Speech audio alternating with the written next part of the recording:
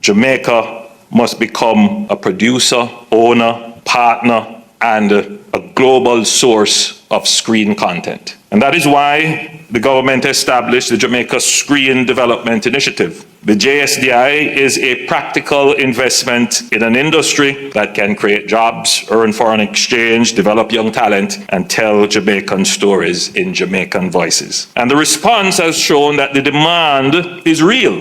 Hundreds of applications came forward. The talent, the ambition, and the ideas are here. What was missing was a strong bridge between creativity and financing, and that is the bridge that we are building.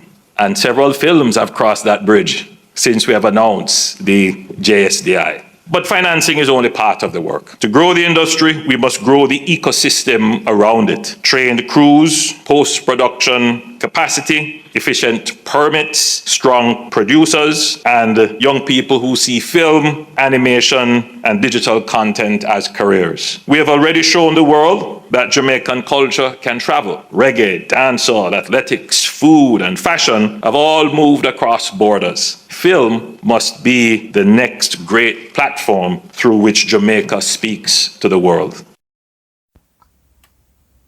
So why did it take Jamaica so long to invest in its own creativity?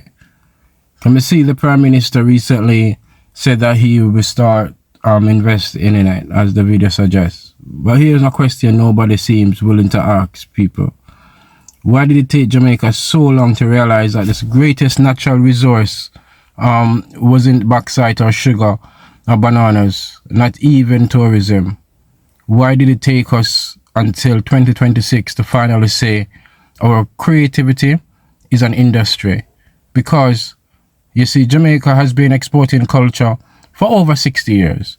The world dances to our music, speak our slangs, wear our fashion, copy our style, uses our language, but somehow Jamaica remained one of the poorest countries in the region. How is that possible? So you see, today on CBC, we are asking this question. Did Jamaica spend decades giving away its greatest asset for free? Because let's start with the history. For generations, Caribbean economies were designed by colonial powers. Produce sugar, produce banana, mine bauxite, export raw materials, and also serve tourists. That was the economic model. Nobody told Caribbean people, your ideas have value, your culture have value, your stories have value.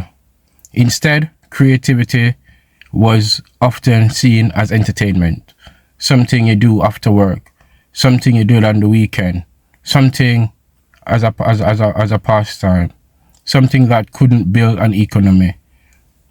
And perhaps that's where the first mistake happened. Because you see, the truth, Jamaica didn't lack creativity. Jamaica lacked the belief in creativity as a business. Parents told children, become a lawyer, become a doctor, become an accountant. But how many parents said, become an animator, become a movie maker, become a game designer, become a music executive, become a content creator? We respected the talent, but not always the business behind the talent. Because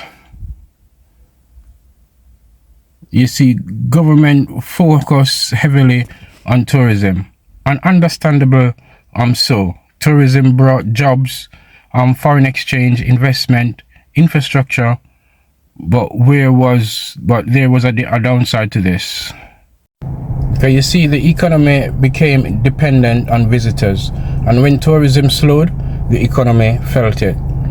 When global crisis happened, Jamaica felt it. COVID taught us something important. Countries cannot rely on one industry. Meanwhile, creativity will never stop.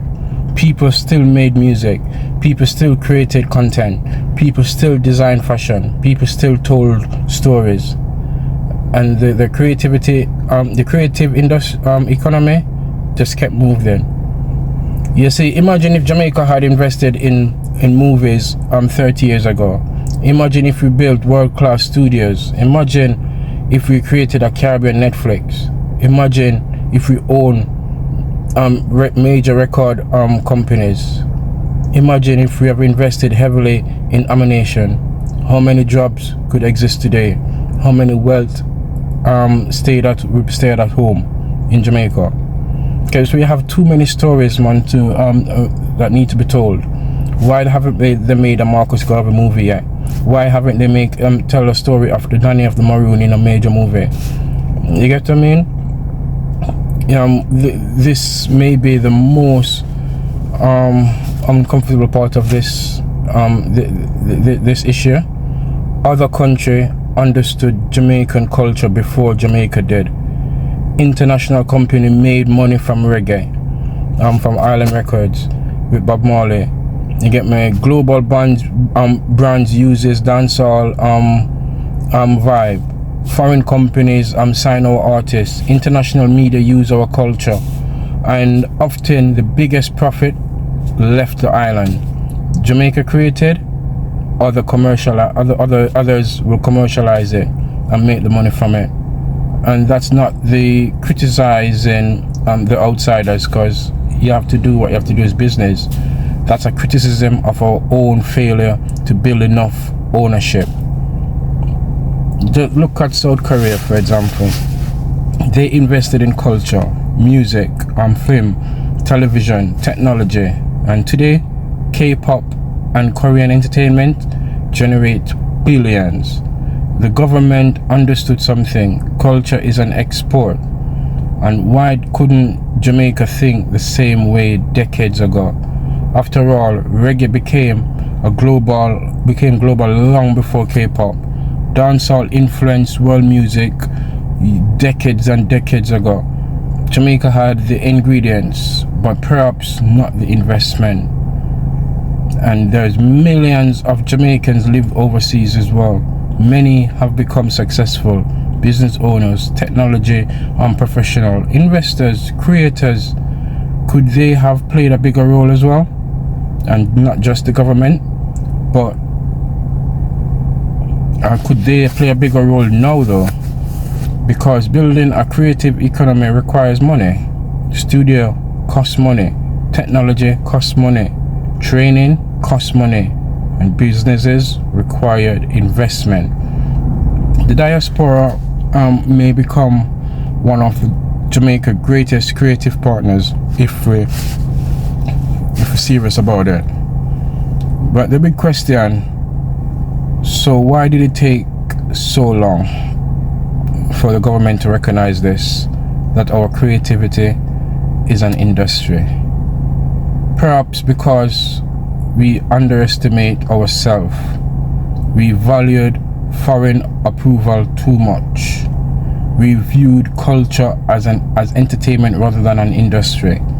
We inherit economic models designed centuries ago, as I said, from our slave masters, and we celebrated artists but neglect them creative businesses.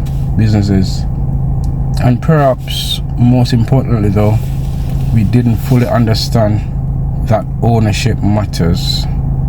We do it for the love but not for the business.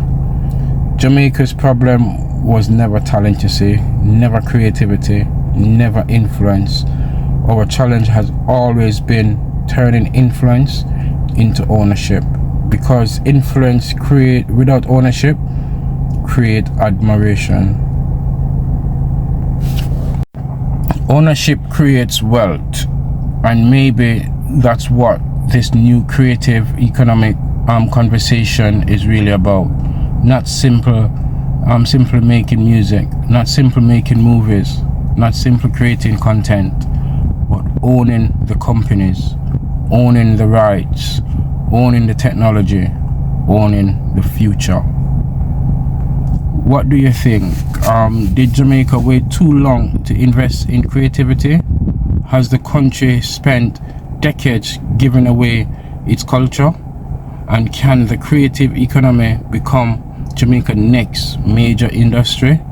Comment below and subscribe to CBC, because the Caribbean conversation isn't just about where we have been, but it's also about where we're going. and who owns the journey when we get there. Bless up.